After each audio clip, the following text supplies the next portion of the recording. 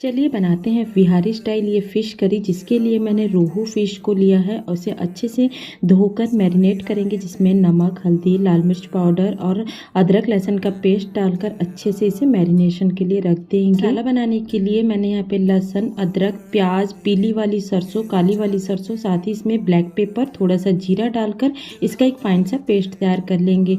Fish को यहाँ पे अच्छे से फ्राई कर लेंगे। फिर हुए तेल में डालेंगे पंचफुटन, तैयार किया हुआ मसाला। सूखे मसालों में मैंने यहाँ पे ऐड किया है कश्मीरी रेड चिली पाउडर, हल्दी, नमक, धनिया पाउडर और फिश मसाला डालकर मसाले को अच्छे से फ्राई कर लेंगे। फिर इसमें टमाटर ऐड करेंगे, से गल जाए और मसाले से तेल निकलने लगे, इसमें पानी ऐड करेंगे जितना आपको चाहिए। फिर इसमें डालेंगे फिश और लो फ्लेम में फिश को 5 से 6 मिनट तक पकाएंगे। ऊपर से ऐड करेंगे बारीक कटा हुआ हरा धनिया। आप इसे रोटी राइस के साथ बढ़िया कॉम्बिनेशन है। वीडियो पसंद आए तो लाइक शेयर एंड सब्सक्राइब।